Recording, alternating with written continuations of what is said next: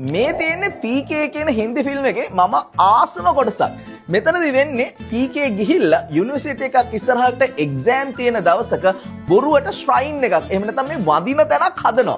එතකොට ළමයි බය වෙලා එක්සෑම් එකට යනකොට මේක දැකලා වැඳලා යන්න සල්ලි දැම්මම PK ගිහිල්ලා මේ සල්ලි ටික එකතු කරගන්නවා. මේ ෆිල්ම් එක බලපු අයට මේක මතක් වෙනවා ඇති. හරිම hina යන කොටසක්. හැබැයි මේකෙන් අපිට ඉගෙන ගන්න ලොකු බිස්නස් ලෙසන් එකක් තියෙනවා.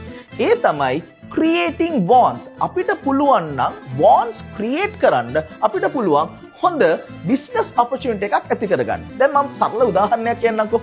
හිතන්නකෝ කොහේ හරි තැනක පාරායිනේ හොඳට විකිනන වඩේ කඩයක් තියෙනවා. ගොඩක් දෙනෙක් හිතන්නේ ඔතනටම ගිහිල්ලා තව වඩේ කඩයක් අරින්න කම්පිටිෂන් එකක් ක්‍රියේට් කරන්න.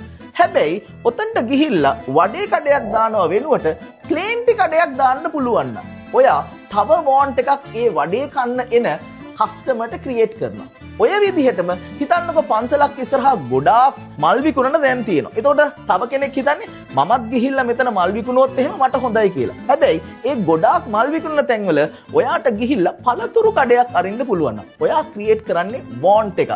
අන්න ඒ විදිහට වෙනස් විදිහකට ඔයා හිතුවොත් ඔයාට පුළුවන් ගොඩාක් business opportunities create කරන්න. මොකද ඔයාට wants create කරන්න පුළුවන් හින්දා.